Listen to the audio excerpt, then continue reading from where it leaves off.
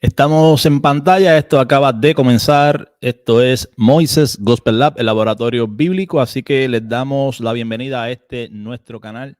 Le invitamos a que si no se ha suscrito, se suscriba a este nuestro canal, activando también la campanita para que reciba una notificación cada vez que estemos con ustedes por aquí transmitiendo en vivo o que subamos algún contenido donde interpretamos el texto bíblico a la luz del texto bíblico. Por lo tanto, nos vamos a demorar un poco más porque yo no puedo aquí leer el texto bíblico y de pronto decir, a mí me parece, yo creo, esto debe de ser, esto representa X o Y cosa.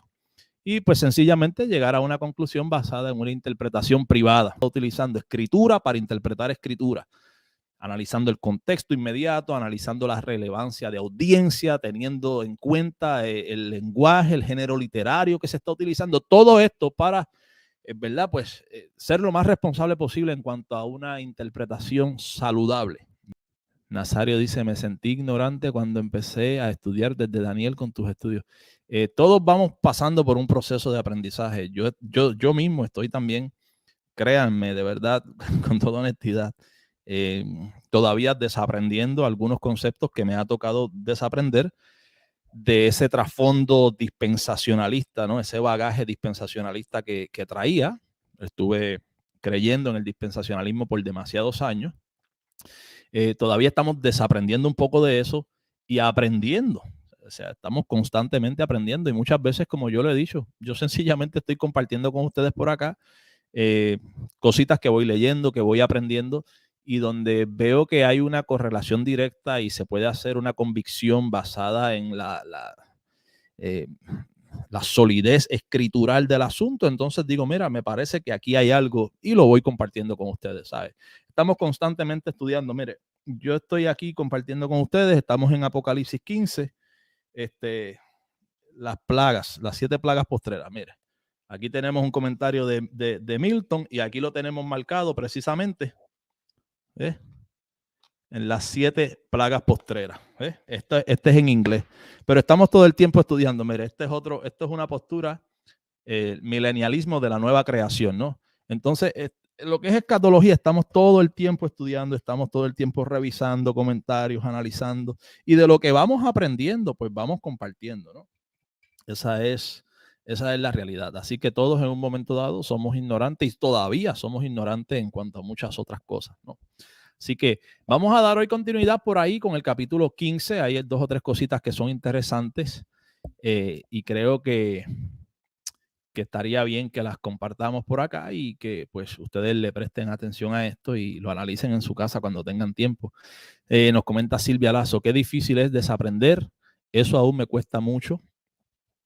Yo creo, Silvia, que desaprender es más difícil. Quizás no sea tan difícil, pero es más doloroso. Desaprender duele. Desaprender duele. Y ahí es donde tenemos ese problemita. Pero con todos los estudios que he escuchado y visto del hermano Moisés y comparándolo con la palabra de Dios, es una bendición. A Dios sea la gloria. Okay. Amén, nos dice Rosina Guevara, en constante crecimiento y aprendizaje, así es, claro. En estos asuntos tenemos que ser, como yo digo, eternos estudiantes. El que diga, ya yo llegué a mi postura, ya yo no tengo que estudiar más, ya yo no tengo que comparar más, ya yo me las sé todas, ya tengo esto cuadrado, yo creo que se está autoengañando y también está mintiendo, ¿no? Sobre todo en el tema de escatología, que es tan complicado. Es todo bastante complicado. Dice Lu Martínez, yo lo llamo reaprender. Sí.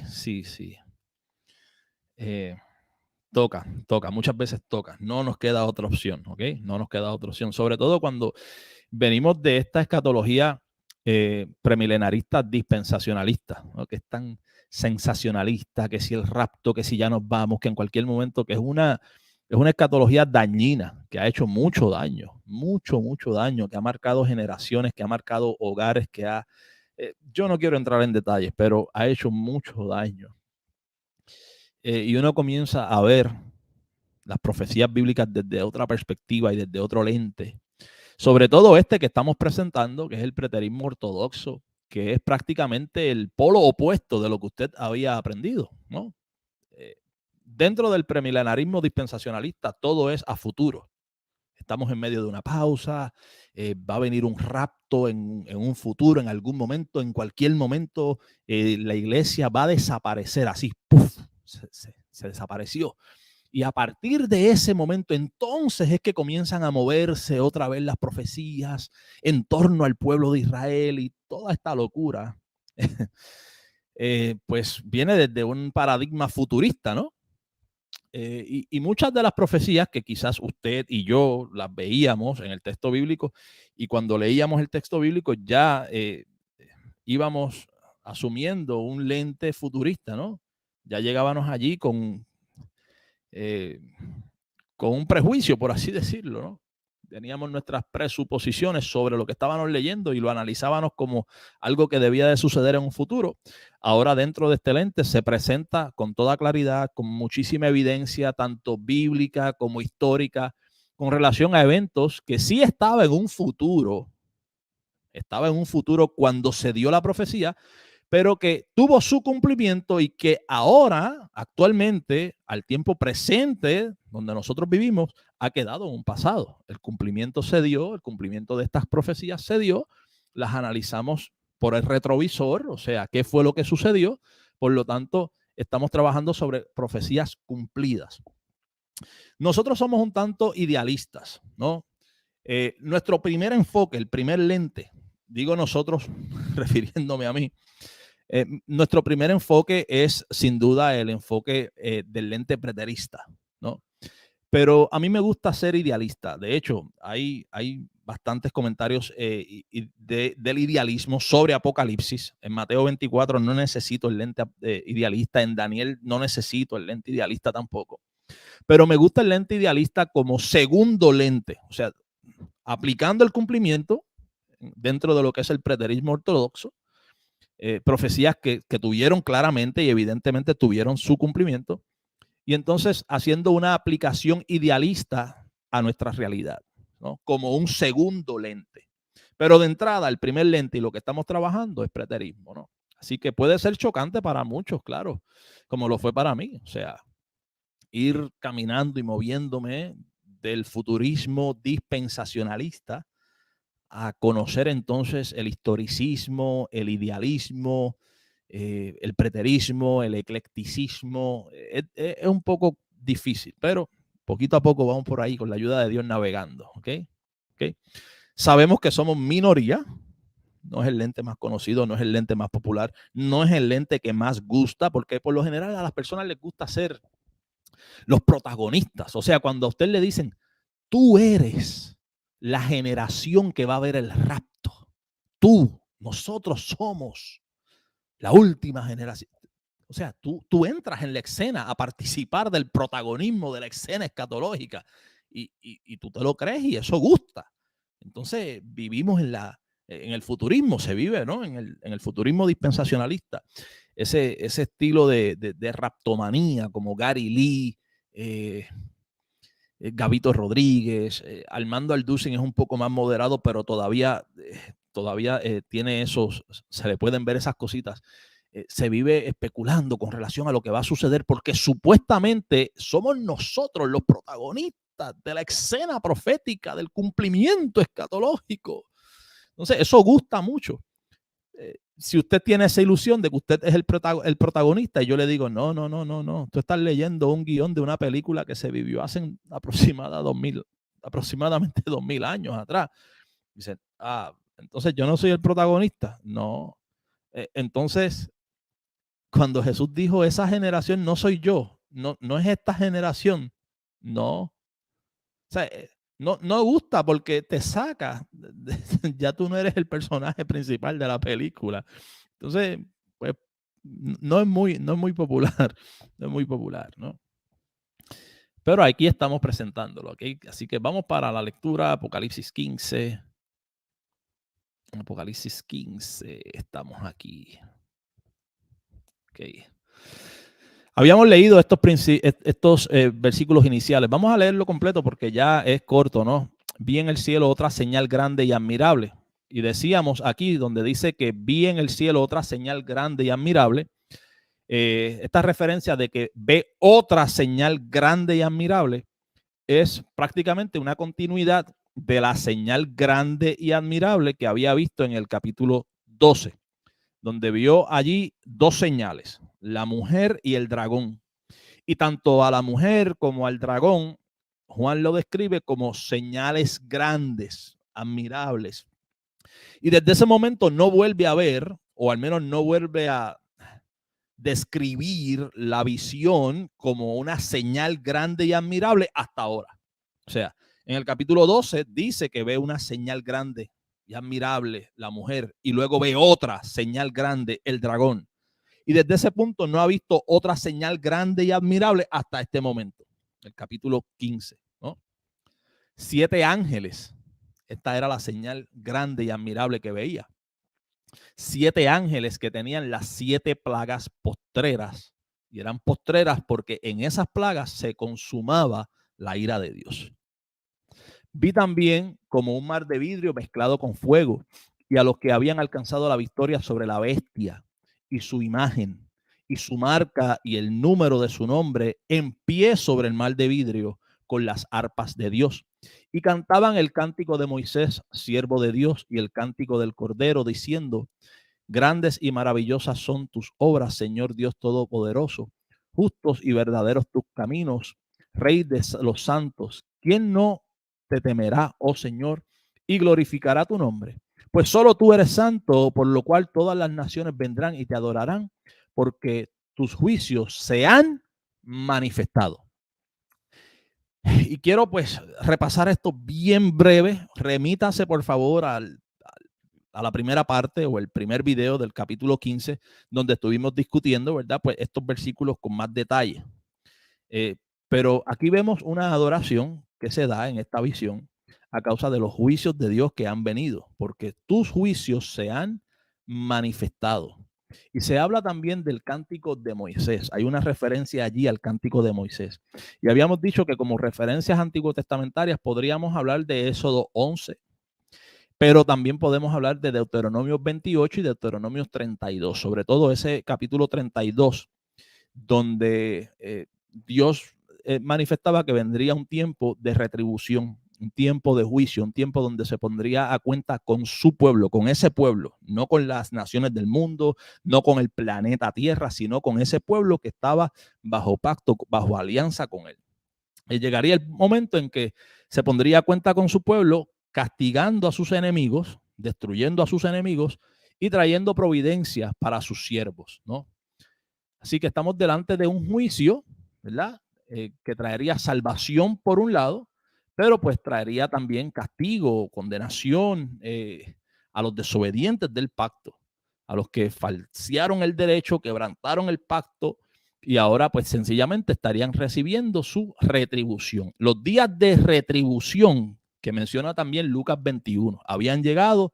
Estos son los días de retribución para que se cumpla todo lo que está escrito en las escrituras. Entonces usted tiene como buen estudiante y haciendo un estudio, ¿verdad? Pues periodístico, investigando a qué escrituras se puede estar refiriendo Lucas, diciendo, estos son los días de retribución. ¿Dónde se habla de días de retribución? Para que se cumpla lo que está escrito ya. ¿Qué cosas están escritas previos, o sea, previamente a esos días de retribución que tienen que venir a cumplimiento en esos días de retribución? Entonces usted tiene que averiguar, y cuando usted averigua y hace el estudio, escudriña, dice, ok. El mismo Señor había advertido a ese pueblo que estaba en pacto, en alianza con él, que llegaría un momento, que llegarían unos días de retribución. ¿Y qué era lo que sucedería en esos días de retribución? Entonces ahí usted puede hacer la correlación.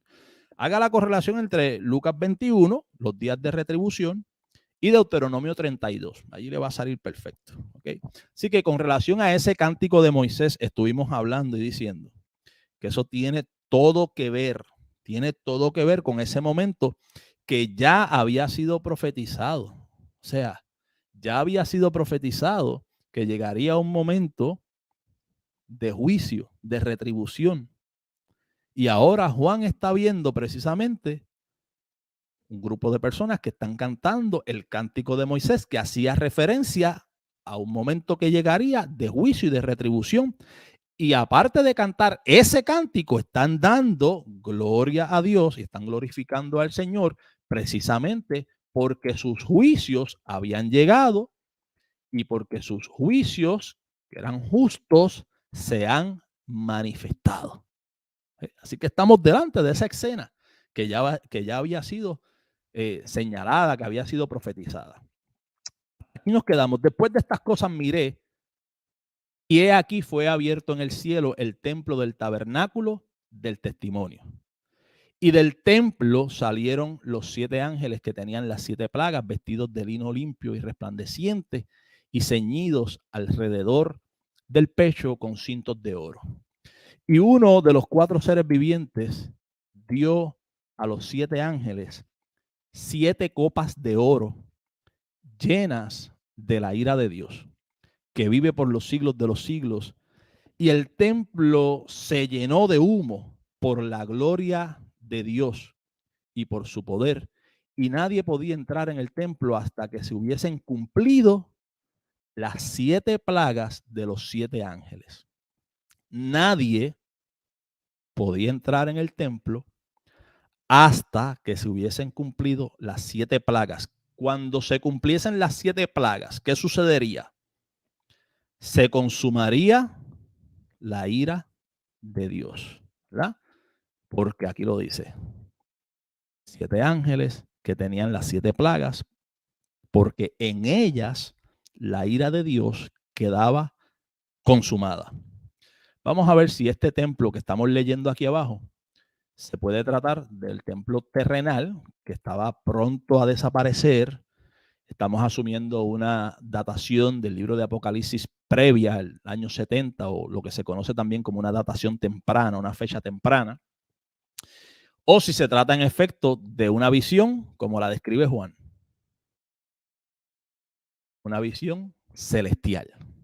He aquí fue abierto en el cielo el templo del tabernáculo del testimonio. Comenzamos a hablar acá en el capítulo 1 de Apocalipsis. Yo creo que lo tengo por aquí. Habíamos dicho que estábamos hablando sobre unos eventos que tendrían que suceder pronto. Eso lo compartimos. Si usted se puede remitir a esos primeros capítulos, le recomendamos que vaya a ver, porque sería difícil recapitular todo hasta el capítulo 15. Pero para compartirle brevemente, mire, capítulo 1 de Apocalipsis. ¿Delante de qué estamos? ¿Delante de qué estamos cuando comenzamos a leer el libro de Apocalipsis? ¿Qué es lo que estamos leyendo? Estamos leyendo la revelación de Jesucristo. La revelación de Jesucristo. Jesucristo está dando lo que nosotros hoy leemos como el libro de Apocalipsis. Dicen esos primeros 3 versículos la revelación de Jesucristo que Dios le dio para manifestar a sus siervos las cosas que deben de suceder pronto. Había unas cosas que debían de suceder pronto y Dios se las da para que las dé a conocer a sus siervos. Y la declaró enviándola por medio de su ángel a su siervo Juan, que ha dado testimonio de la palabra de Dios y del testimonio de Jesucristo y de todas las cosas que ha visto. Así que Juan va a dar testimonio de esa palabra y de las cosas que ha visto en esta experiencia.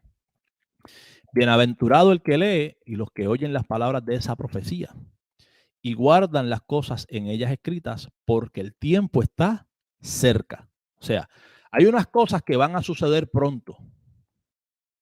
Las cosas van a suceder pronto. Los destinatarios de esa carta dice: bienaventurado el que lee, los que oyen las palabras de esta profecía y guardan las cosas escritas en ellas, porque el tiempo está cerca. había una prontitud, había una cercanía, unos eventos, unas cosas que debían de suceder pronto. Y cuando hablamos sobre esta prontitud, dijimos que nos llama mucho la atención, por ejemplo, que a Daniel en un momento dado se le dice, al profeta Daniel se le dice, sella la visión, séllala, porque es para el tiempo del fin. Que hemos dicho muchas veces y en el estudio que estuvimos trabajando sobre Daniel, lo pudimos trabajar y argumentar sobre esto, de que no se trata, lamentablemente, el problema que hay en un gran sector que trabaja escatología es que cuando analiza la escatología no pueden verla o no la analizan desde un punto de vista pactual. Para ellos, el tiempo del fin es el fin de todos los tiempos y de la historia de la humanidad. ¿Ok? El tiempo del fin de todo, el fin del mundo, se acabó. Pero cuando vamos a mayores detalles dentro del lenguaje escatológico, vemos que muchas veces el tiempo del fin era una alusión al fin de la alianza, al fin del pacto, que estaba diseñado con un momento de cambio, con un momento de un nuevo pacto, que estaba diseñado con un momento de retribución, de conclusión, de juicio. El Mesías vendría a traer salvación y vino a traer salvación. Y se nos habla mucho de esa salvación que vendría con la obra del Mesías. De lo que no se nos habla es del juicio que vendría también con la obra del Mesías, dando cierre, dando culminación a esa antigua alianza, a ese antiguo pacto. De eso casi no se habla. Entonces a Daniel se le dice, mira, cierra las palabras, séllalas, porque falta mucho tiempo, es para muchos días, eso es para el tiempo del fin. Y apenas faltaban algunos siglos para que se diese el cumplimiento de aquella profecía. A Juan, sin embargo, en Apocalipsis, más adelante, en otros capítulos que veremos a continuación, se le dice, no selles las palabras, no las selles, porque el tiempo está cerca. O sea, me parece difícil de creer y entender que a Daniel se le diga, sella las palabras porque falta mucho tiempo, cuando apenas faltaban algunos siglos, pero que a Juan se le diga, no las selles, no las selles, no sellen las palabras. O sea, no hay tiempo para estar sellando las palabras. Tienes el cumplimiento encima. Esa carta hay que darla abierta, abierta. Tienes el cumplimiento encima. No la selles. Y creemos, ¿verdad? Los que son futuristas y los que creen que a Juan se le dice, no selles las palabras porque faltan más de 2000 años y todavía contando. No sellen las palabras porque eso se va a cumplir en el 2000, no se sabe cuándo. Nos parece que los primeros versículos del libro y el contexto del libro son indicativos de una inminencia, de unos eventos que estaban pronto a acontecer, que Juan estaba atravesando ya por ello y le dice, yo estoy aquí siendo copartícipe juntamente con ustedes de la tribulación. ¿Qué eran esos eventos?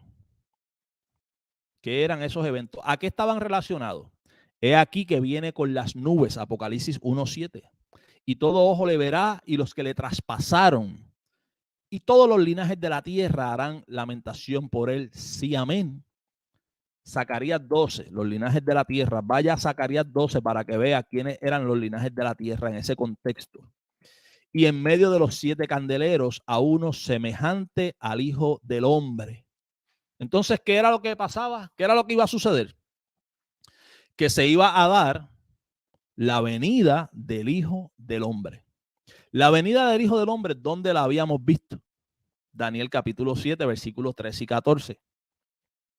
La venida del Hijo del Hombre, donde se ve entonces el Hijo del Hombre viniendo con las nubes hasta el anciano de días para tomar el reino, y es un evento que se da en los tiempos del cuarto imperio o la cuarta bestia, que era Roma. En efecto, así sucedió. Estamos leyendo el tiempo de Roma. Juan está trabajando en el tiempo de Roma. Y Juan está viendo el cumplimiento de lo que Daniel había visto que sucedería para ese tiempo, que se daría la venida del Hijo del Hombre. La venida del Hijo del Hombre está relacionada a un concepto de juicio. Y allí es donde yo creo que hay un problema en la escatología, ¿no? Cuando trabajamos Mateo 24, hicimos énfasis en esto, la venida del Hijo del Hombre. Muchas personas, pues, yo creo que de manera mayoritaria, lo que ellos entienden por la venida del Hijo del Hombre es única y exclusivamente la segunda venida de Cristo. ¿Okay? La segunda venida de Cristo. Ya. La venida del Hijo del Hombre no la ven, la mayoría de ellos no la ven como ese cumplimiento de Daniel, donde dice, venía con las nubes del cielo hasta el anciano de días para tomar el reino. La venida del Hijo del Hombre no la ven como ese momento de juicio que vendría, que Jesús les dijo a sus discípulos, mira, ustedes no van a terminar de recorrer las ciudades de Israel cuando vean al Hijo del Hombre viniendo en su reino. ¿Ok? En el capítulo 16 de Mateo les dice, aquí entre ustedes hay algunos que no gustarán la muerte sin que vean al Hijo del Hombre viniendo en la gloria de su Padre. O sea, este evento sucedería en aquel tiempo, tal y como lo había profetizado el profeta Daniel. Jesús, ante el Sanedrín, el sumo sacerdote, dice, dinos, no nos molestes más con esto, tú eres el Mesías. ¿Qué dices de ti? Le dice Jesús, tú lo has dicho. Y además te digo que desde ahora verás al Hijo del Hombre sentado a la diestra del poder de Dios y viniendo con las nubes del cielo. O sea, le citó el Salmo mesiánico 110, versículo 1, y le citó Daniel, capítulo 7, versículo 3 y 14. ¿No? Le dijo, tú vas a ser testigo de la venida del Hijo del Hombre. El Sanedrín estaba allí, la cúpula religiosa de Jerusalén estaba allí.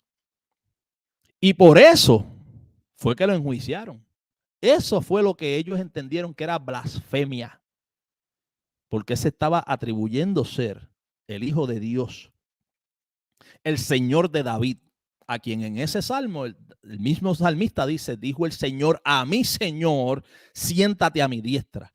Y Jesús les está diciendo, verás al Hijo del Hombre sentado a la diestra de Dios.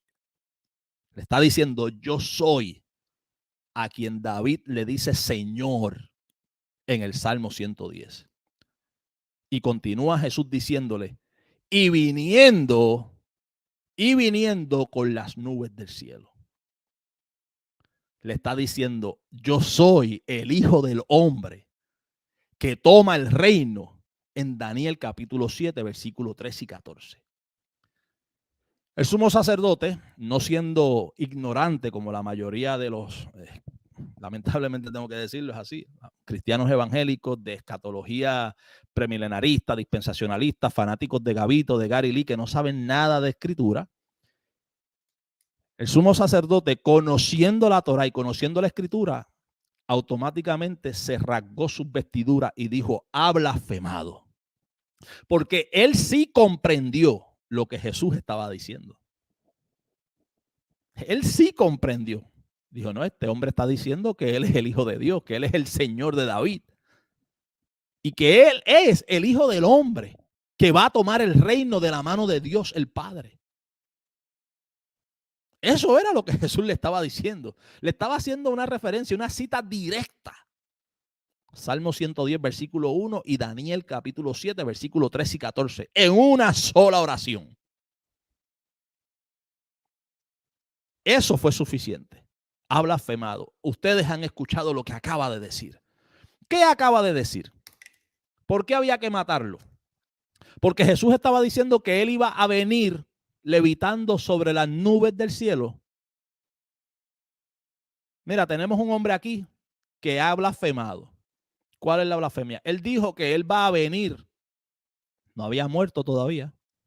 Él dijo que él va a venir levitando sobre las nubes así del cielo, las nubes que son producto del ciclo hidráulico.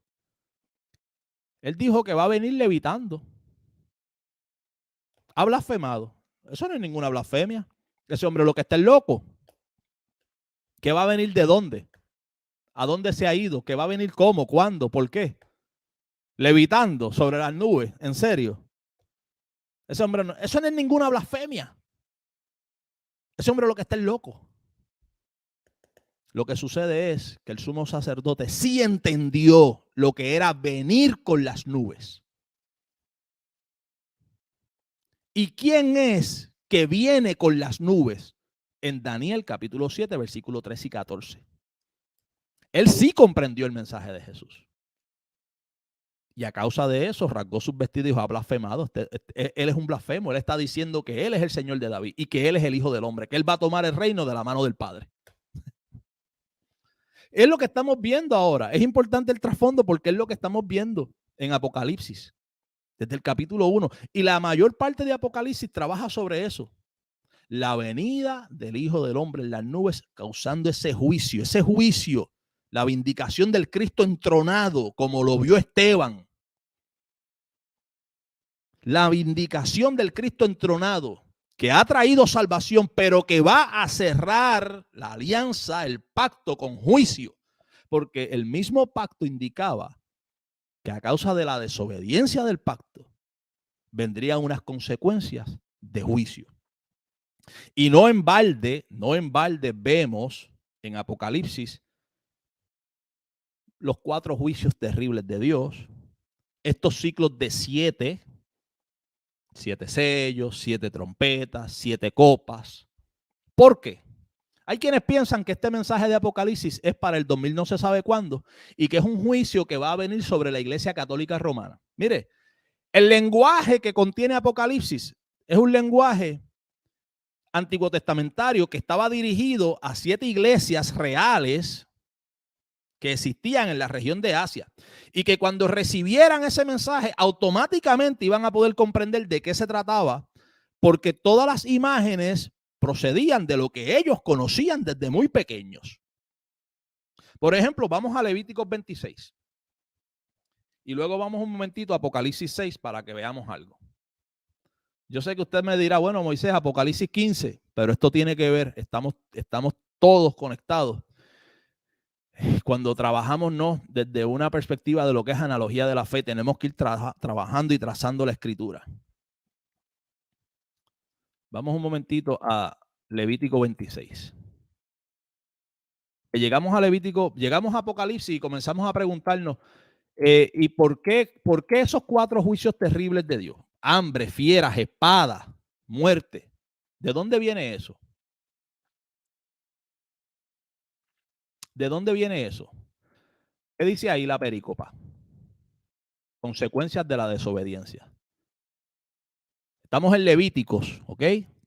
Atrás, bien atrás. ¿Quiénes eran el pueblo que estaba en pacto con Dios? ¿Quiénes eran el pueblo que estaba en alianza con Dios? ¿Ok? Vamos a ver qué se les dice. Si no me oyereis ni hiciereis todos mis mandamientos, si desdeñareis mis decretos y vuestra alma menospreciare mis estatutos, no ejecutando todos mis mandamientos e invalidando mi pacto, yo también haré con vosotros esto. Enviaré sobre vosotros terror, extenuación y calentura que consuman los ojos y atormenten el alma, y sembraréis en vano vuestra semilla, porque vuestros enemigos la comerán. Siembran en vano su semilla porque sus enemigos la comerán. Anote por ahí: hambre. Usted siembra en vano la semilla porque sus enemigos la comerán. Conflicto con enemigos, hambre, escasez. ¿Ok? Porque es que eso es lo que vamos a ver en Apocalipsis. Y no se trata de la Iglesia Católica Romana en el 2000 no se sabe cuándo. Se trata de que era un cumplimiento de una profecía que se le había indicado a ese pueblo que estaba en pacto y en alianza. Y se le había dicho: a causa de la desobediencia del pacto, esto es lo que les va a suceder. Y en Apocalipsis estamos viendo exactamente eso. Y usted lee Apocalipsis 6, mira, ay, y los jinetes del Apocalipsis, y hambre, y pestilencia, y espada. Wow, en el 2000 no se sabe cuándo. No, en el 2000 no se sabe cuándo, no. Eso fue lo que vino sobre la ciudad. Eso fue lo que vino sobre Jerusalén, sobre su templo, sobre el pueblo que estaba en pacto, en alianza y que habían quebrantado el pacto y falseado el derecho. Eso fue lo que vino. ¿Qué fue lo que vino? Lo que disponía El mismo pacto, la alianza disponía eso. Aquí estoy leyendo lo que estaba dispuesto en ese mismo pacto. Si quebrantas el pacto, esto es lo que viene. Entonces van a Apocalipsis con la idea futurista. ¡Wow! Lo que le espera a la Iglesia Católica Romana, Dios mío, la gran ramera. No, la Iglesia Católica Romana no es la gran ramera y la Iglesia Católica Romana no es a lo que se refiere Apocalipsis. Los juicios vendrían sobre el pueblo que estaba en pacto, en alianza, y vendrían unos juicios específicos. No es casualidad que vamos a leer sobre hambre, escasez en Apocalipsis, no. Es que a ese pueblo se le había dicho que eso era lo que le sucedería, ¿ok? Pondré mi rostro contra vosotros y seréis heridos delante de vuestros enemigos, y los que os aborrecen se enseñorearán de vosotros y huiréis sin que haya quien os persiga. Y si aún con estas cosas no me oyereis, yo volveré a castigarlos 7 veces más. Ahí comenzamos. 7 veces. Y esto es lo que vas a ver en Apocalipsis. 7 sellos, 7 trompetas, 7 copas. ¿De dónde vienen estos ciclos de 7? Ah, no, Moisés, eso va a ser en el 2000 no se sabe cuándo. La gran tribulación, eso va a ser terrible por allá en el 2000 no se sabe cuándo.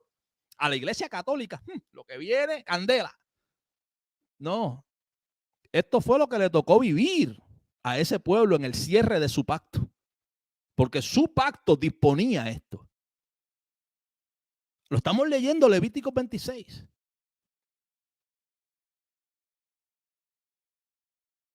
Vuestra tierra, vuestra fuerza se consumirá en vano, porque vuestra tierra no dará su producto y los árboles de la tierra no darán su fruto.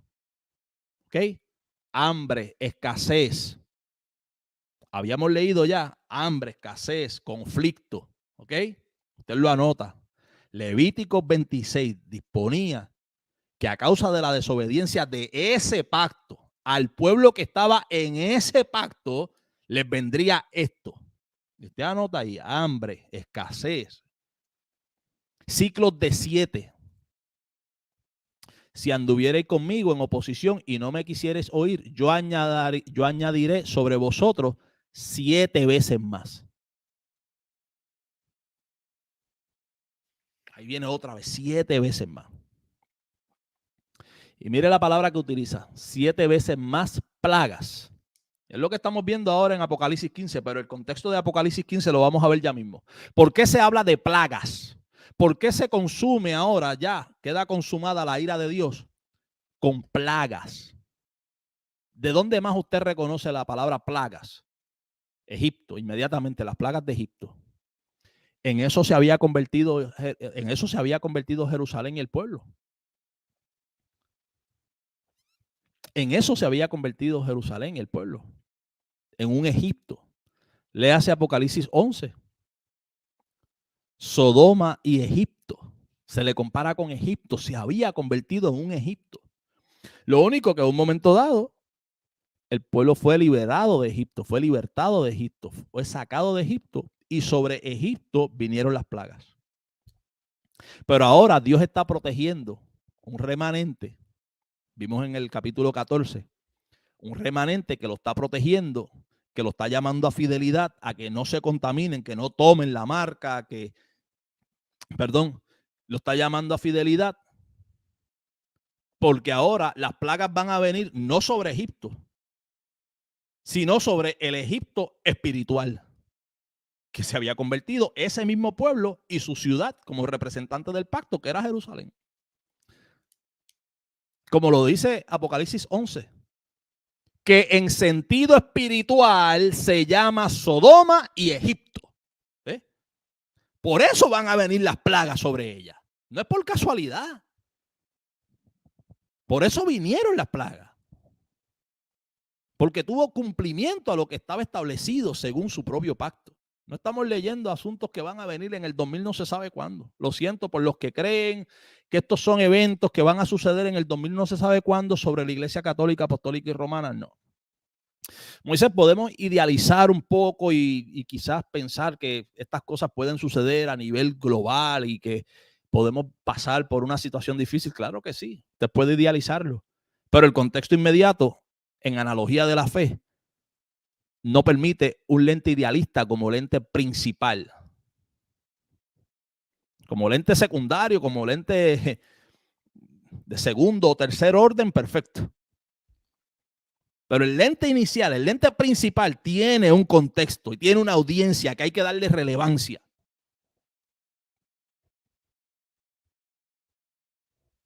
Enviaré también contra vosotros bestias fieras, ¿ok? Bestias fieras. Anote, hambre, escasez, fieras, ¿ok? Y si con estas cosas no fuereis corregidos, yo también procederé contra vosotros y os heriré 7 veces más. ¿Por qué estamos viendo en Apocalipsis 7 sellos, 7 trompetas, 7 copas?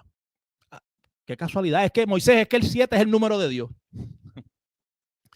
No, es que a ellos se les había dicho esto ya. Este ciclo de 7 fue a ellos, no fue a la Iglesia Católica Romana. ¿Ve? Era en cumplimiento del juicio que vendría a causa de su desobediencia y de haber quebrantado el pacto. No son juicios que van a venir sobre el mundo en la gran tribulación que viene en el 2000 no se sabe cuándo, sobre el planeta, no, porque es que esto estaba señalado de manera específica con relación a un pueblo que estaba en pacto y en alianza, no de manera específica sobre el planeta Tierra. No. Es que ese no es el contexto inicial. El contexto inmediato no es planeta Tierra, es ellos. El pacto señalaba que iba a suceder a causa de la desobediencia del pacto y haber quebrantado el pacto. Vendrían unos ciclos de 7, juicios, donde vendría hambre, donde vendrían fieras. Traeré sobre vosotros espada, espada vengadora, en vindicación del pacto. Fíjate que esa espada lo que trae es vindicación. Si buscares refugio en vuestras ciudades, yo enviaré pestilencia entre vosotros. ¿Ok? Cuando yo os quebrante el sustento de pan, hambre, pestilencia, fiera, espada. ¿Ok? Y si aún con esto no me oyereis, sino que procediereis conmigo en oposición, yo procederé contra vosotros con ira y os castigaré aún 7 veces por vuestros pecados. O sea, estos ciclos de 7 vienen de Levíticos 26. Estos juicios que estamos leyendo ahora, mire, vamos a brincar para Apocalipsis 6. Estos juicios que vamos a leer en Apocalipsis, donde se lee precisamente de eso. Fieras, espada. Vamos para allá, mire.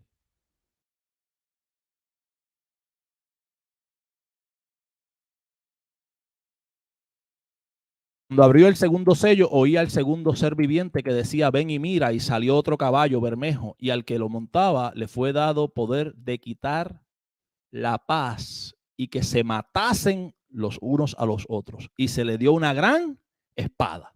Ahí está la espada. ¿Okay? Cuando abrió el tercer sello, oí al tercer ser viviente que decía, ven y mire, y miré, y aquí un caballo negro, y el que lo montaba tenía una balanza en la mano. Y oí una voz en medio de los 4 seres vivientes que decía 2 libras de trigo por un denario y 6 libras de cebada por un denario, pero no dañes el aceite y el vino. Escasez. Cuando abrió el cuarto sello, oí la voz del cuarto ser viviente que decía, ven y mira, y miré, y aquí un caballo amarillo, y el que lo montaba tenía por nombre muerte, y el Hades le seguía, y le fue dada potestad sobre la cuarta parte de la tierra para matar con espada, hambre, mortandad y con las fieras de la tierra. Entonces, no es casualidad que los juicios que Dios trae en Apocalipsis son los que estaban predispuestos a causa de la desobediencia del pacto desde Levíticos 26. En Apocalipsis estás teniendo el cumplimiento de lo que el pacto establecía. Ustedes desobedecen y quebrantan el pacto. Esto es lo que va a venir sobre ustedes. Esto es lo que va a venir sobre ustedes. Y eso fue lo que vino. Eso fue lo que vino. en los días de retribución que señaló Lucas 21 diciendo, estos son los días de retribución para que se cumpla lo que estaba escrito.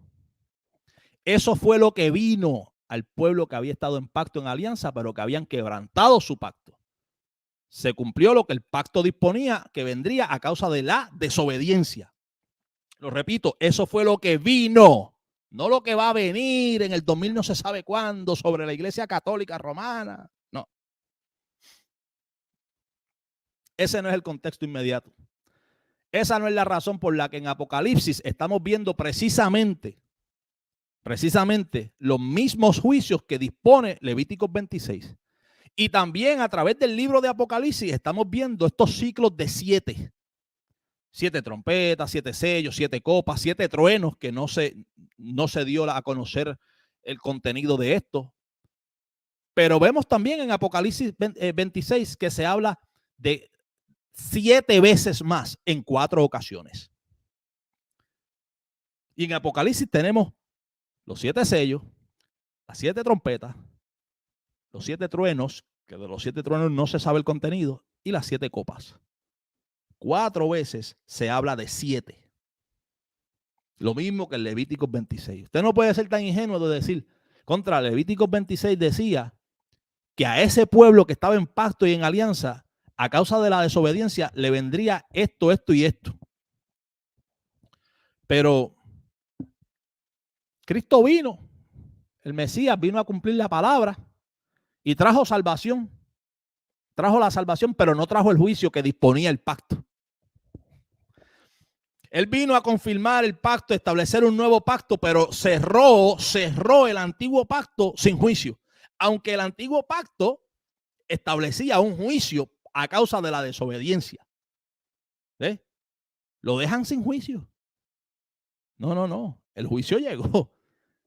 Y no llegó algo diferente. Llegó lo que estaba establecido. Lo que el mismo pacto había establecido. ¿Por qué esto es importante, Moisés? Porque cuando leemos Apocalipsis 15, estamos viendo que allí se está cantando el cántico de Moisés. ¿Okay? El cántico de Moisés, que dijimos, mire, podemos hacer referencias a Éxodo capítulo 15, Deuteronomio 32, ese tiempo de retribución. Deuteronomio 28 también es sumamente importante. Mire, quiero compartir con ustedes Deuteronomio 28 para que vean que estamos delante de la misma escena, la misma situación. Vamos a compartir algunos versículos de Deuteronomio 28. 25, vamos a comenzar por el 25.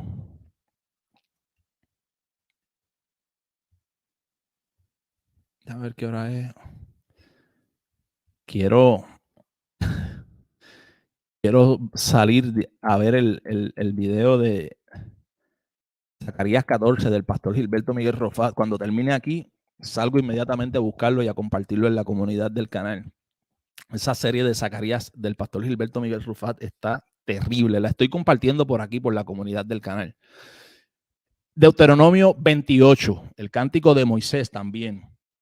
Jehová te entregará derrotado delante de tus enemigos. Por un camino saldrás contra ellos y por 7 caminos huirás delante de ellos. Y serás vejado por todos los reinos de la tierra, y tus cadáveres servirán de comida a toda ave del cielo y fiera de la tierra, y no habrá quien las espante. ¿Qué es esto que está sucediendo? Mira, lo mismo que decía Levítico 26. Las consecuencias de la desobediencia. De hecho, la misma Biblia ahí tiene una referencia. Ve que dice Levítico 26, 14 al 46. Usted lo ve en pantalla, ¿no? Consecuencias de la desobediencia. ¿Ve? Y estamos en Deuteronomio 28, cántico de Moisés. Deuteronomio 32, cántico de Moisés. Entonces, no es casualidad que en el capítulo 15 de Apocalipsis precisamente se está viendo que están cantando el cántico de Moisés. En Apocalipsis, que se habla de los 4 juicios terribles que vienen de parte de Dios a causa de la desobediencia del pacto, que provienen de Levítico 26. En Apocalipsis, que estamos viendo los ciclos de 7 sellos, 7 trompetas, 7 truenos, 7 copas, porque proviene también de Levítico 26.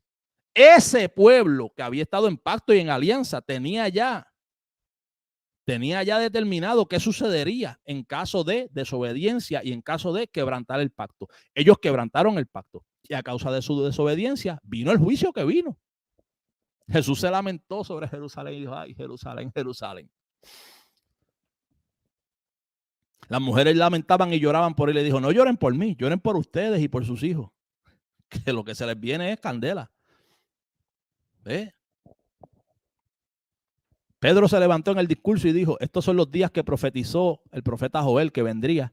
El derramamiento del Espíritu Santo vendría antes del juicio. ¿Qué vamos a hacer entonces? ¿Qué pues haremos, Pedro? Arrepiéntase cada uno y escapen de esta perversa generación. Jesús dice, no pasará esta generación sin que todas estas cosas acontezcan. Venía juicio y vino juicio.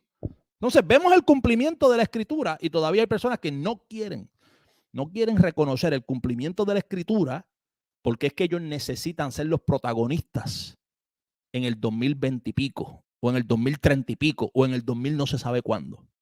Cuando hay un cumplimiento claro.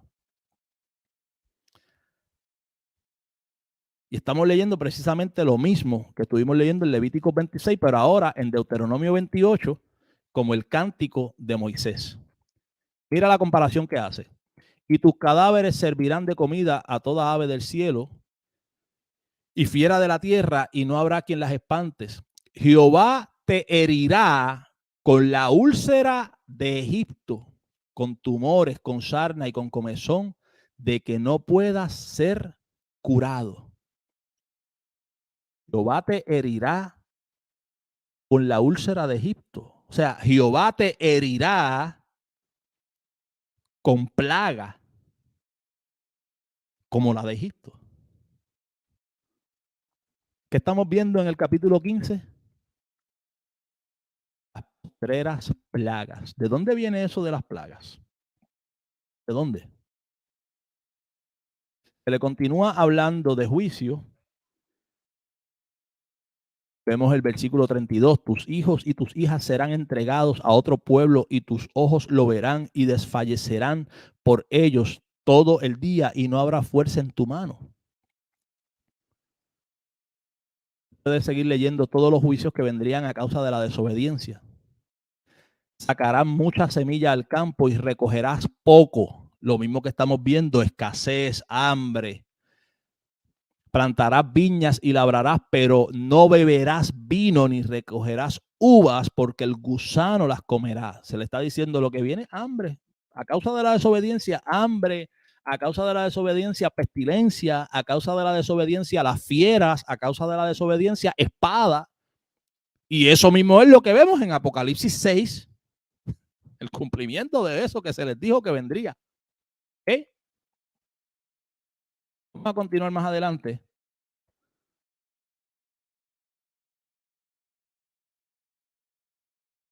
Donde se hace entonces la comparación directa, mire.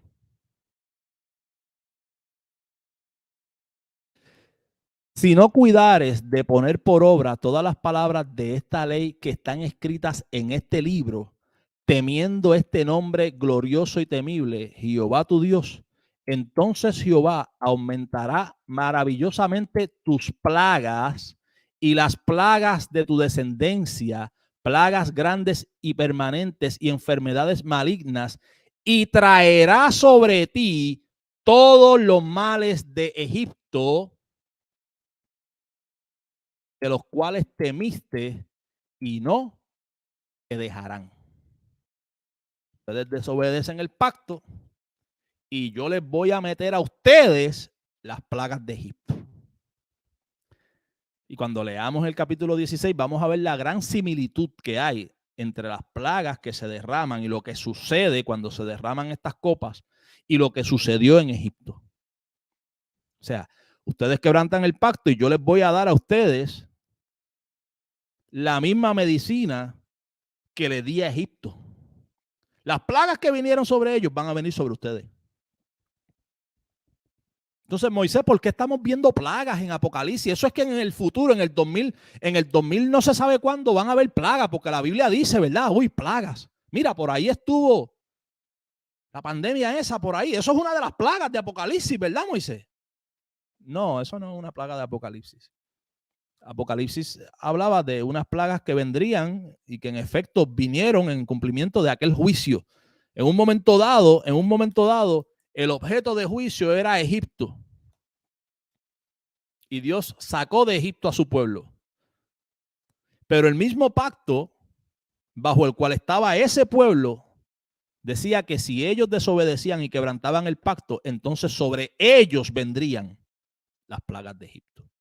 Ahora en Apocalipsis capítulo 11 se le llama a la ciudad donde Cristo fue crucificado, la grande ciudad, la gran ciudad, que en sentido espiritual, dice la Escritura, se llama Sodoma y Egipto.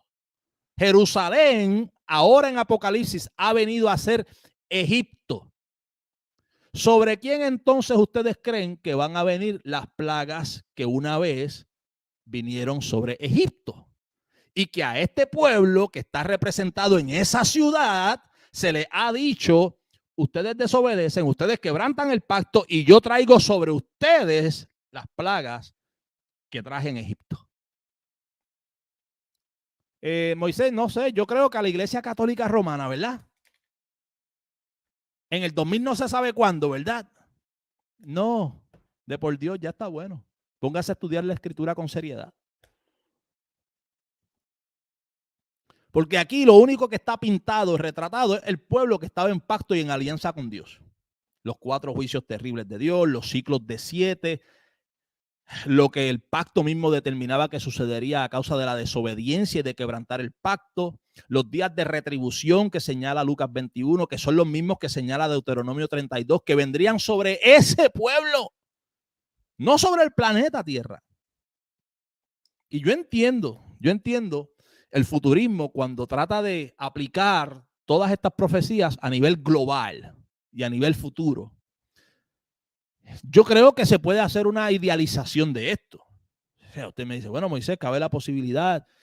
Usted hace una idealización, como yo dije al inicio de este programa, utilizándolo como un segundo lente o un lente de segundo o tercer orden sin descartar nada, pues perfecto. Pero usted no me puede ignorar el contexto inmediato. Usted no me puede ignorar la relevancia de audiencia. Usted no me puede ignorar que el lenguaje de Apocalipsis es un lenguaje pactual. Es un lenguaje que habla de un pacto que si era quebrantado, vendría exactamente las cosas que se están mencionando en Apocalipsis.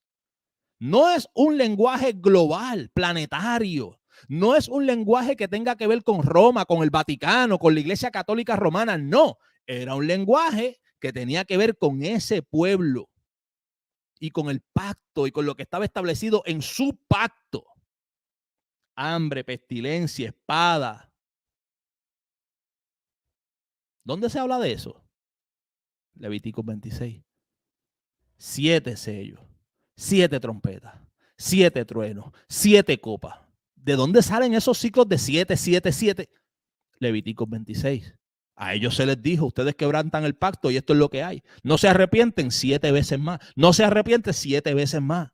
Entonces, estamos viendo exactamente el cumplimiento de lo que se les había advertido en Levítico 26. Lo estamos viendo en Apocalipsis y todavía nos hacemos los locos. Nos hacemos los tontos pensando que no, que eso no tuvo cumplimiento. El pacto cerró sin juicio. Estamos en la gracia, hermano. Estamos en la gracia. El nuevo pacto, gloria a Dios por Jesucristo, su sangre. Wow, tremendo. Pero esa aplicación, esa sangre, ese nuevo pacto, esa gracia, no la pueden aplicar en escatología. Porque cuando tienen que decir, tú estás bajo la gracia. ¿Y cómo cerró el antiguo pacto? Que tú dices que era el pacto de la ley y todo. ¿Cómo cerró? Sin juicio. Ya, con un botón. Yo creo que no hay opciones. Aquí o tienes que ser dispensacionalista y pensar, ¿verdad?, que Dios puso una pausa, que estamos en medio de un gran paréntesis y que en un momento futuro, ¿verdad?, pues Dios va a resumir esa pausa cuando quite de la tierra a la iglesia, porque Dios tiene 2 planes, propósitos y destinos diferentes para 2 pueblos, uno terrenal, otro celestial. para entonces dar continuidad al cumplimiento de todas estas cosas con relación a Israel terrenal. Usted quédese como dispensacionalista o asuma una escatología pactual. Porque aquí o estamos con Dios o estamos con el diablo, pero no podemos estar con un pie aquí con el otro acá. Yo soy dispensacionalista, pero me gusta la escatología pactual y es verdad que ya no estamos bajo la ley, pero vamos a cobrar el diezmo de todas maneras y vamos a venir cuando estemos trabajando sobre la serie de los judaizantes. La próxima que vamos a estar haciendo, no sé si mañana o pasado mañana, los judaizantes y el Shabbat. Vamos a comenzar por ahí. Pero vamos a tocar muchas cosas porque aún dentro del pueblo evangélico se vive en hipocresía con relación a esto. ¿Okay? No, ya no estamos bajo la ley, pero quiero el diezmo. ¿Ves? No, ya no estamos bajo la ley. ¿Y cómo cerró el antiguo pacto? Sin juicio. Apocalipsis tú dices que es futuro, que va a venir en el 2000 no se sabe cuándo. ¿Qué pasó con el antiguo pacto? ¿Qué pasó con la antigua alianza? ¿La cerraste o la pusiste en pausa? Si la cerraste, tienes que ser escatología pactual. Si la pusiste en pausa, entonces váyase para el dispensacionalismo y declárese dispensacionalista y ya.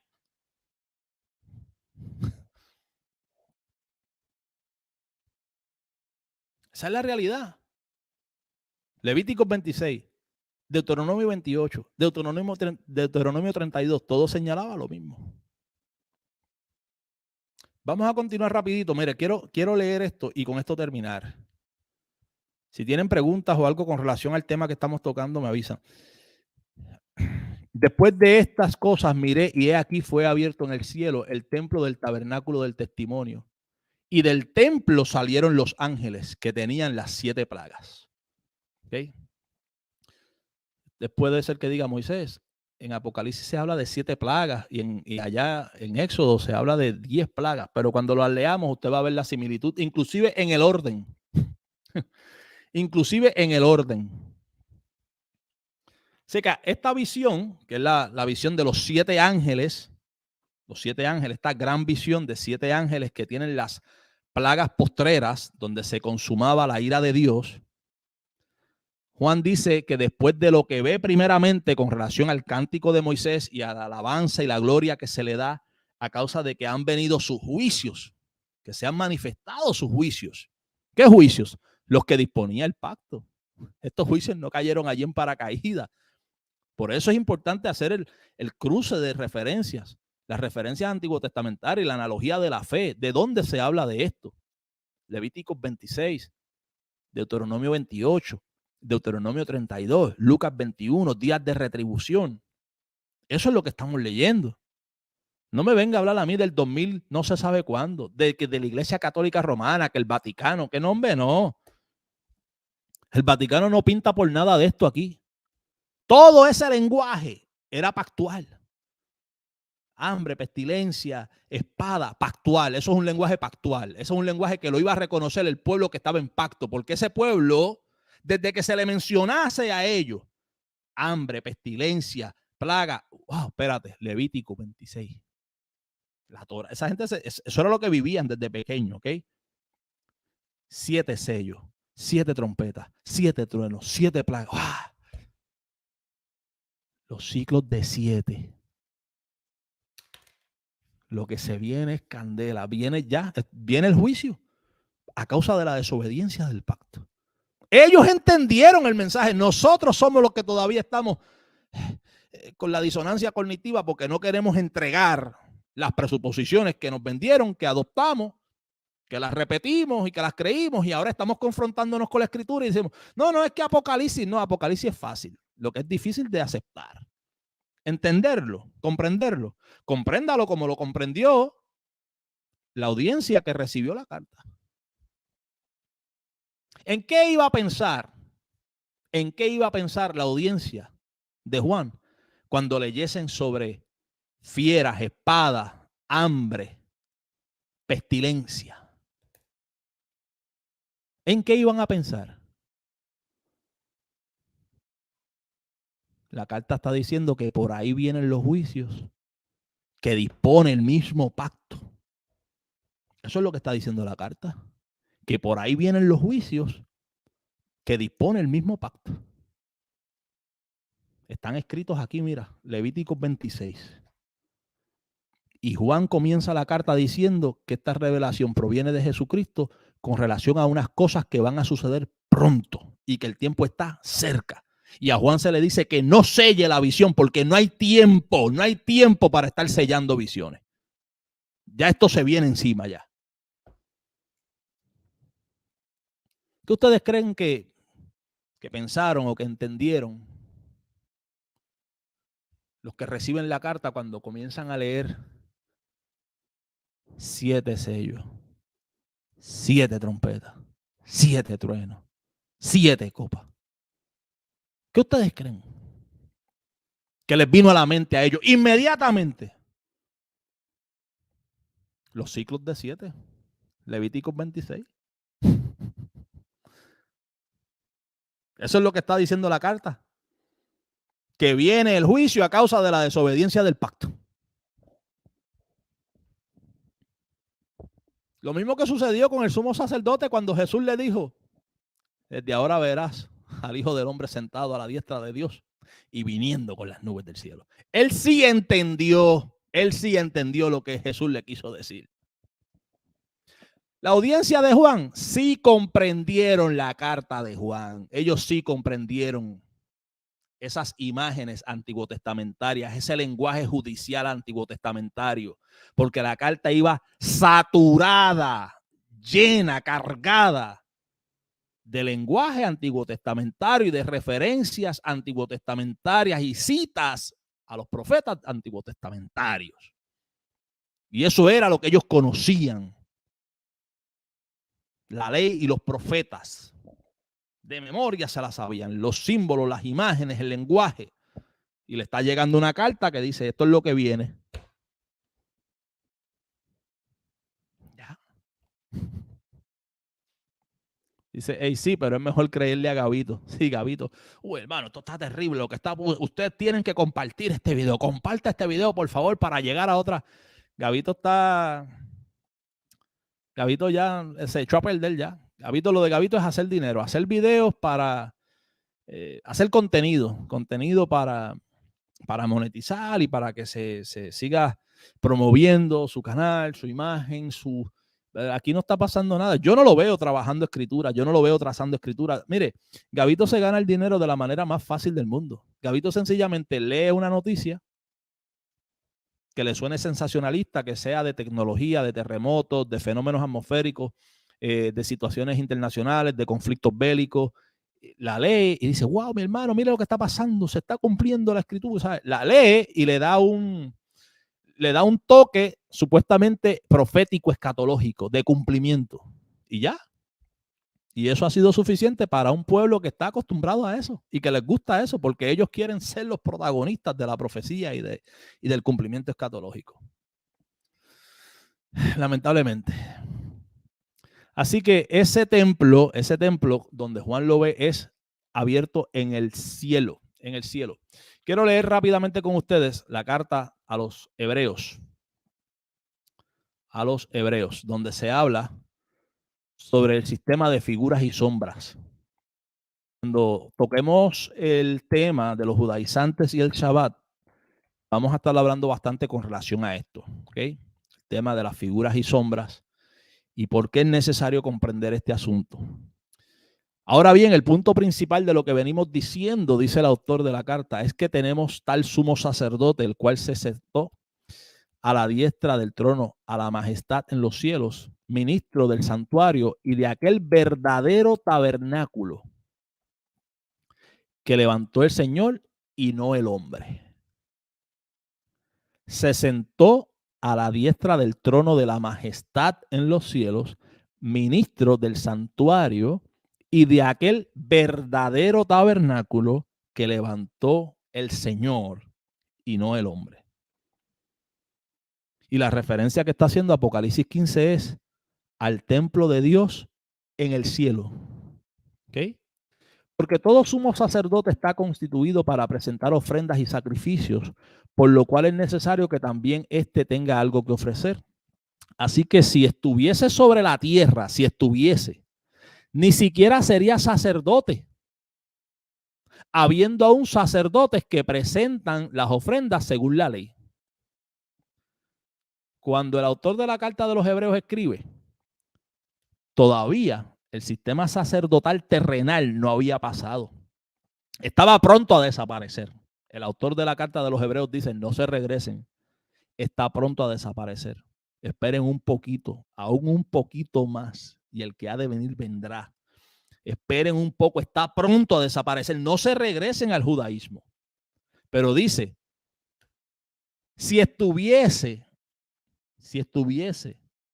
sobre la tierra, ni siquiera sería sacerdote.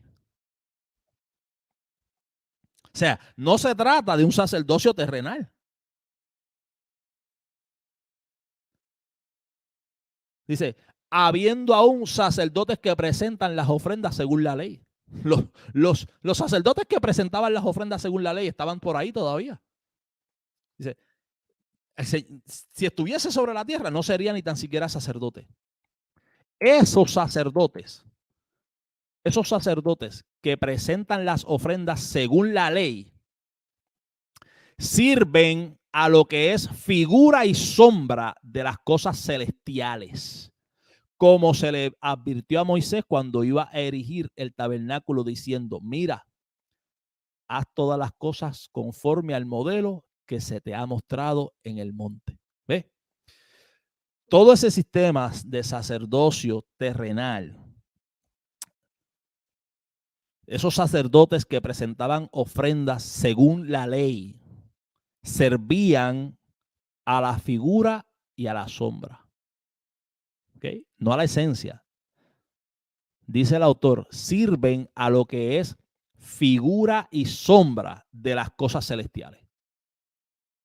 Hay unas cosas terrenales que son figura y sombra, no son la esencia, sino que tipifican, representan o señalan las celestiales. El templo que Juan ve ahora en el capítulo 15 no es terrenal, es celestial. Vi el templo de Dios abierto en el cielo. No podía tratarse del templo que iba a ser destruido y que Jesús le dijo, de este templo no quedará piedra sobre piedra. Y es que lo terrenal tipificaba lo celestial. Como se le advirtió a Moisés mismo, haz todas las cosas conforme al modelo que se te ha mostrado en el monte. Continúa el autor diciendo, pero ahora tanto mejor ministerio es el suyo, cuanto es mediador de un mejor pacto, establecido sobre mejores promesas. ¿Hay un nuevo pacto o no hay un nuevo pacto? ¿Es mejor? ¿Es inferior? ¿Es igual? ¿Qué dice la carta? Es un mejor pacto y está establecido sobre mejores promesas. Porque si aquel, refiriéndose al primer pacto, porque si aquel primero hubiera sido sin defecto, ciertamente no se hubiese procurado lugar para el segundo. Quiere decir que aquel primero no era perfecto. De lo contrario, no se hubiese necesitado que viniese un segundo, un nuevo pacto, un pacto superior sobre promesas superiores. Para los que dicen que no hay un nuevo pacto, que no existe esto de un nuevo pacto. No solamente mejor, sino que hace el contraste entre un primero y un segundo. De la misma manera que vino el primer Adán y el segundo Adán, que es Cristo. Y fíjese esto, que se lo voy a citar cuando hablemos del Shabbat. Porque si aquel primero hubiera sido sin defecto, ciertamente no se hubiese procurado lugar para el segundo. Lo mismo sucede con el Shabbat. Se les promete un descanso. El autor de la carta de los Hebreos lo habla, citando el descanso de Dios en Génesis. Y dice lo mismo. Si el descanso hubiese sido el que les podía proveer Josué, entonces no hubiese necesitado, no hubiese hecho falta un descanso verdadero. No hubiese hecho falta otro descanso. Pero los que estamos en Cristo hemos entrado en el verdadero. Eso es otro tema. Pero ahí ya se está viendo ahí se está viendo ya el contraste entre ese antiguo pacto, esa antigua alianza y el nuevo pacto. Porque reprendiéndolos dice, he aquí vienen días, dice el Señor, en que estableceré con la casa de Israel y la casa de Judá un nuevo pacto. Esto es una cita directa en la carta de los Hebreos, una cita directa a Jeremías 31, versículos 31 y 34. Vaya a Hebreos capítulo 8, versículo 8 al 12, y vaya a Jeremías 31, versículos 31 al 34. Esa es la referencia cruzada más extensa, ¿ok?, del Nuevo Testamento. No hay una referencia cruzada tan extensa. Prácticamente Hebreos 8, del 8 al 12, es un copy-paste de Jeremías 31, 31 al 34. Una referencia. Y dice el autor, al decir nuevo, el nuevo pacto, al decir nuevo pacto, ha dado por viejo al primero. Y lo que se da por viejo se envejece y está próximo a desaparecer. Juan está viendo el templo de Dios abierto en el cielo, pero el templo terrenal estaba próximo a desaparecer. El autor de la carta de los Hebreos está diciendo, tenemos un sumo sacerdote, pero que ministra en el tabernáculo celestial, en el verdadero. Porque este terrenal es sencillamente una figura y sombra del verdadero. Exactamente como se le dijo a Moisés, mira, que hagas todas las cosas conforme al modelo que se te está mostrando. Moisés tenía que construir el tabernáculo y las demás cosas conforme a un modelo que se le mostró de realidades celestiales. Y Moisés en la tierra iba a reproducir esas realidades. ¿Ok? Pero esas realidades no eran el fin, no eran la esencia. Esas realidades terrenales, las realidades terrenales, sencillamente mostraban, tipificaban, eran la sombra de las realidades celestiales, la esencia en sí. Hebreos 9, próximo capítulo. Ahora bien, aún el primer pacto tenía ordenanzas de culto y un santuario terrenal. ¿Okay? En el primer pacto.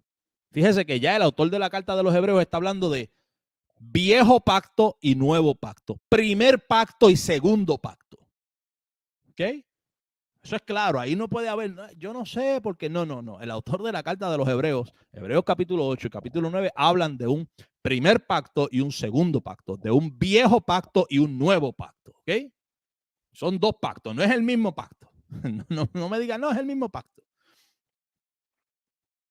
Porque el tabernáculo estaba dispuesto así. En la primera parte, llamada lugar santo, estaban el candelabro, la mesa y los panes de la proposición. Tras el segundo velo estaba la parte del tabernáculo, llamada el lugar santísimo, el cual tenía un incensario de oro y el arca del pacto cubierta de oro por todas partes, en la que estaba una urna de oro que contenía el maná, la vara de Aarón que reverdeció y las tablas del pacto. Y sobre ella los querubines de gloria que cubrían el propiciatorio, de las cuales cosas no se pueden ahora hablar en detalle. Y así dispuestas estas cosas, en la primera parte del tabernáculo entran los sacerdotes continuamente para cumplir los oficios del culto.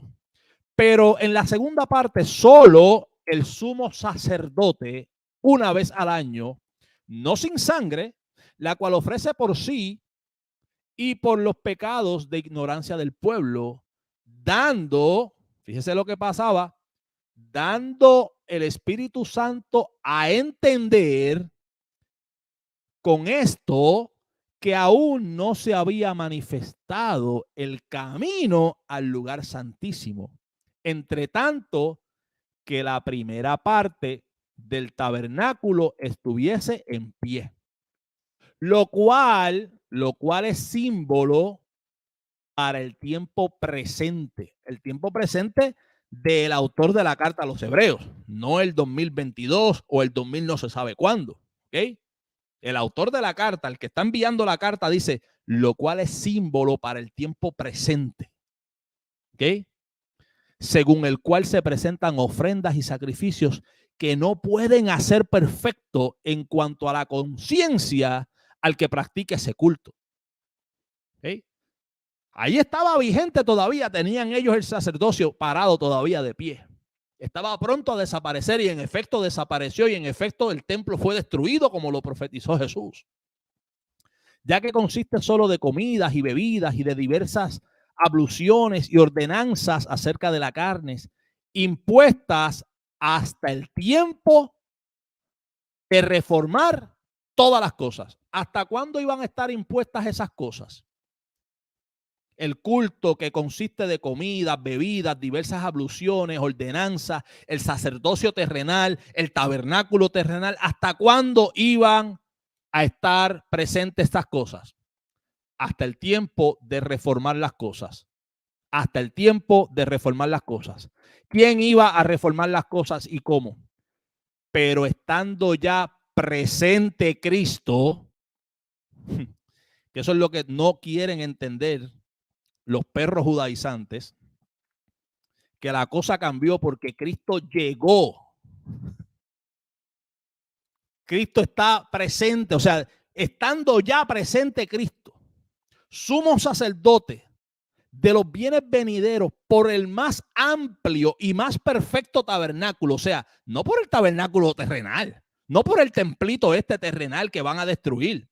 No, Cristo está presente ya, siendo el sumo sacerdote de los bienes venideros por el más amplio y más perfecto tabernáculo, llámese el celestial, no hecho de manos, es decir, no de esta creación, y no por sangre de machos cabríos ni de becerros, sino por su propia sangre, entró una vez para siempre en el lugar santísimo, habiendo obtenido eterna redención. ¿En qué lugar santísimo entró Cristo?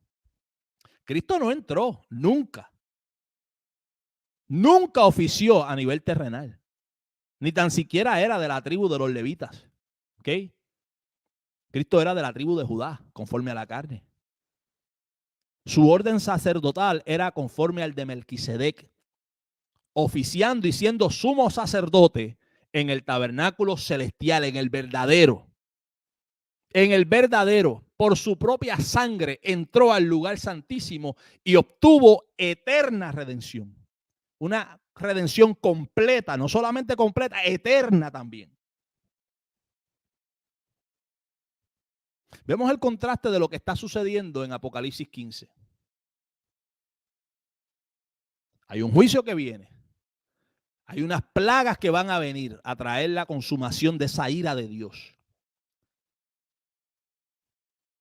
Y dice Juan en la visión, el templo se llenó y que nadie podía entrar en el templo hasta que se cumpliesen o hasta que se hubiesen cumplido las 7 plagas de los 7 ángeles. O sea, cuando se diese la consumación de la ira de Dios, entonces se daría la entrada en el templo. Estamos hablando del templo celestial, no estamos hablando de un templo terrenal que Jesús había dicho, ese templo va a ser destruido, ahí no va a quedar piedra sobre piedra. ¿Qué tenemos de frente? El contraste de una alianza que está pasando, de un primer pacto que está pasando, de un sacerdocio terrenal que está pasando. Que el autor de la carta de los Hebreos dice, no, si fuese en el sistema terrenal ni tan siquiera fuese sacerdote. Ahí están los sacerdotes que ofrecen según la ley. Pero todo eso es figura y sombra de lo verdadero, del tabernáculo verdadero, en el que entró Cristo. El templo, figura y sombra. Todavía yo no sé cómo cristianos que dicen que entienden el evangelio, que lo entienden. Ahí es donde yo tengo mis dudas de que si realmente lo entienden. No es lo mismo leerlo y hablarlo. El etíope iba leyendo Isaías y Felipe le dijo, ¿tú entiendes lo que tú lees? Tú entiendes, tú comprendes realmente. O sea, yo no sé cómo todavía hay personas que están orando para que los palestinos salgan allá y que Israel pueda construir su tercer templo y que vamos a tener el tercer templo por fin y que yo no sé si entendieron el evangelio. La carta a los hebreos, por lo menos yo sé que no la han entendido. Todas estas personas que hablan de un tercer templo, de sacrificio, de un sistema terrenal, yo estoy seguro que la carta a los hebreos no la han entendido. No la han entendido. Y ese es el contraste que estamos viendo en Apocalipsis 15. Una visión de unos ángeles que van a traer un juicio que dará consumación a la ira de Dios. Estos juicios están señalados como aquellas plagas. Las plagas que vinieron sobre Egipto ahora vendrían sobre Jerusalén, que se había convertido en sentido espiritual en Sodoma y en Egipto, trayendo retribución, trayendo juicios. Vemos el cántico de Moisés, vemos la adoración a causa de estos juicios que van a manifestarse. Y Juan ve entonces el templo de Dios abierto en el cielo y estos ángeles que salen del templo de Dios van a proceder ahora con los juicios que vamos a ver en el capítulo 16. Y la gloria de Dios llenó el templo y nadie podía entrar en el templo hasta que se diese la consumación de aquellas plagas. Cuando se diese la consumación de aquellas plagas, vamos a ver en el capítulo 16 la misma expresión que vemos de Cristo en la cruz. Hecho está. Consumado es. La vamos a ver en el capítulo 16, donde se dice ya en esa postrera, en esa última plaga, en esa última copa, está hecho. Está hecho.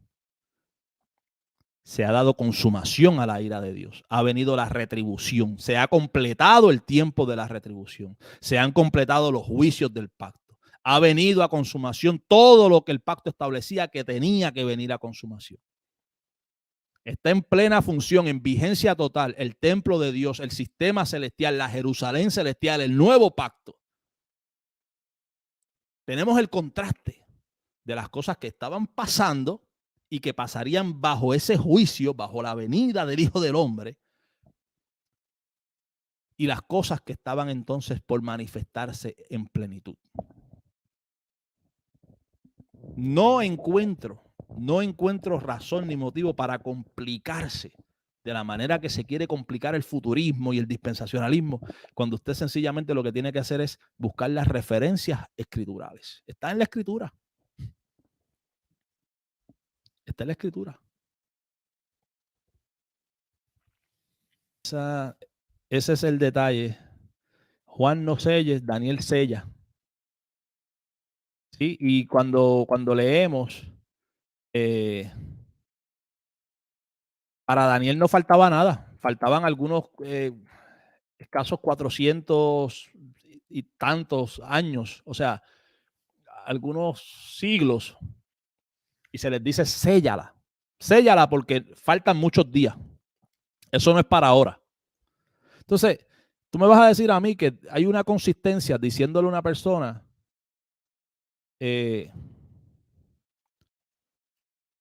vamos a traer esto en la cotidianidad. O sea, mira, guarda esa comida porque eso no es para ahora. Eso no lo vamos a comer más tarde. Y resulta que a las 4 horas llegaron las personas y se la comieron. Dice, mira, más tarde equivalía a 4 horas. Y por esas 4 horas, se le dijo, guarda eso porque eso no es para ahora. Eso no lo vamos a comer más tarde. Luego usted prepara otra comida y usted va a guardarla. Y le dicen, no guardes eso. No guardes eso que ya la gente está por llegar. Pero pasan 4 horas, pasan 8 horas, pasan 16 horas, pasan 20 horas, pasan 24 horas. Y todavía decimos, no se puede sellar la visión porque es que la gente está por llegar. No, mi hermano, no, ahí hay una inconsistencia. A Daniel se le dijo, séllala, que falta mucho tiempo. Faltando apenas algunos siglos. A Juan se le dijo, no la selles, que el tiempo está cerca, no hay tiempo para sellar. Y el concepto de sellar un rollo, una carta, es eso. Tú lo sellas porque no requiere urgencia. No lleva urgencia. Séllalo, eso puede estar ahí cerrado. Eso no es para ahora. Cuando se le dice no lo selles, es porque necesita ser leído de manera inmediata. Urge. Entonces, no hace sentido que el mensaje de Daniel, que no tendría cumplimiento hasta algunos siglos más tarde, se le llame mucho tiempo, y que al mensaje de Juan se le diga no selles esto. El tiempo está encima ya, el tiempo es cerca, estas cosas van a suceder pronto, pero que estemos hablando de milenios, ya van 2 milenios. No. Las cosas ciertamente iban a suceder pronto y en efecto sucedieron pronto. Volvemos a lo que estuve hablando a inicio del video. Cuando utilizamos el preterismo como lente inicial, queremos adjudicar cumplimiento donde corresponde el cumplimiento y donde la historia y la escritura nos confirma que hubo cumplimiento. Queremos respetar el contexto inmediato, queremos respetar los géneros literarios, queremos respetar la audiencia inmediata. El hecho de que estos eventos se hayan cumplido, el hecho de que estas profecías hayan llegado a cumplimiento y que nosotros reconozcamos su cumplimiento, reconozcamos esa audiencia inicial, reconozcamos su contexto, el género literario que se está aplicando, el lenguaje judicial, no quiere decir que es totalmente irrelevante para nosotros, ¿no? Quizás nosotros no somos los recipientes de ese mensaje inicial, pero nos beneficiamos, conocemos, entendemos a causa de ese mensaje. Lo mismo sucede con las cartas de Pablo. Pablo le escribe a Timoteo. Nosotros estamos leyendo un correo ajeno. Estamos leyendo el correo que Pablo le escribió a Timoteo. Si fuese hoy día, sería un mensaje de texto o un WhatsApp. Y usted está leyendo el mensaje que Pablo le envió a Timoteo. Pero nosotros aprendemos doctrina de allí. ¿Entiendes? Entonces, hay relevancia, hay aplicación. Lo mismo sucede con Apocalipsis. Yo no creo que, en esto hay de todo, ¿no? Hay personas que sí creen que todo se cumplió y que no hay ningún tipo de relevancia. Yo creo que sí, que se cumplió, pero que hay relevancia.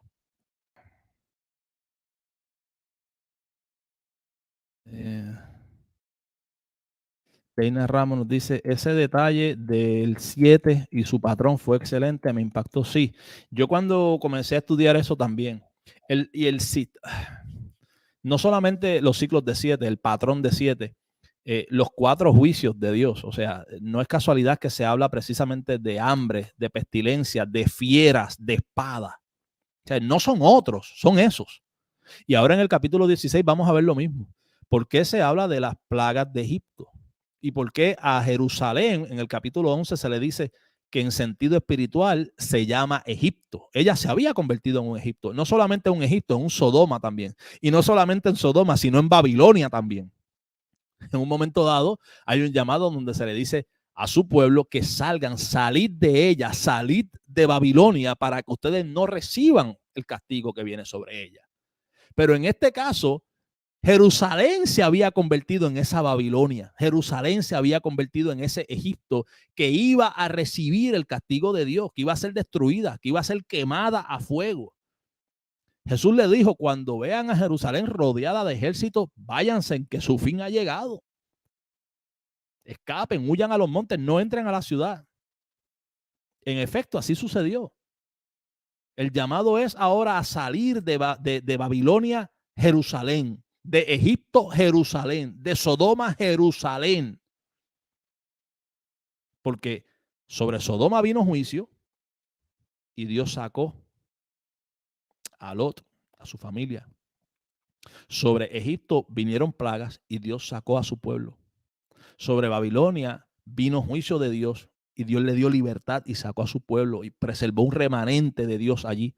Y lo mismo estaría haciendo ahora con Jerusalén, donde hemos visto unos sellados, unos 144,000, un remanente, unas primicias, una providencia, una salvación por un lado, pero la advertencia de que viene juicio contra Sodoma, que ahora es Jerusalén. Viene juicio contra Egipto, que ahora es Jerusalén. Viene juicio contra esa Babilonia, que ahora es Jerusalén. ¿Ya? Gabito es reportero escatológico. Sí, básicamente. Reportero y le da un twist de supuestas profecías desde su perspectiva, ¿verdad? Futurista, escandalosa, sensacionalista, que sencillamente lo que hacen es haciéndole más daño al evangelio, más daño a la escatología. Pasan los años y no pasa nada. Estudian las escatologías desde las noticias, desde las revistas, desde Hollywood, desde las películas, desde los Simpsons, que si los Illuminati, que si el YouTube. No estudian la profecía, no estudian la escatología desde las escrituras. Mire, no, hermano, no. Usted puede decir lo que usted quiera de mí, usted puede estar de acuerdo como puede estar en desacuerdo, eso se le respeta, pero usted no puede decir que aquí yo estoy haciendo estudios y análisis en base a los Simpsons, en base a las noticias, en base a las revistas. No, la interpretación bíblica se hace a base de la Biblia, escritura interpretando escritura. Y eso es lo que hemos estado haciendo aquí. Por eso es que, como decía la hermana Leina, cuando tú entras en esa realidad que tú dices, ¿por qué estos ciclos de 7 en Apocalipsis? No pueden estar relacionados a la Iglesia Católica Romana en un futuro, porque es que este es el mismo lenguaje que se le había dicho a ese pueblo, que si desobedecían ese pacto, que ahora vemos en Apocalipsis teniendo una conclusión, el cierre de ese pacto que está cerrando en juicio, vemos el mismo lenguaje. Los ciclos de 7 que se le habían dicho a ese pueblo que vendrían a causa de la desobediencia, trayendo ese juicio que da culminación, que da consumación al pacto. Y es lo que estamos viendo en Apocalipsis. ¿Por qué se habla de espada, de hambre, de pestilencia, de fieras? ¿Qué tiene que ver la Iglesia Católica Romana en el 2000 no se sabe cuándo? Con hambre, pestilencia, fieras, espadas. No. Hambre, pestilencia, fieras, espadas, es lo que se le había dicho a ese pueblo que vendría a causa de la desobediencia. La retribución para que se cumpla todo lo que estaba escrito. ¿Dónde? ¿Cuándo? ¿Qué cosas estaban escritas?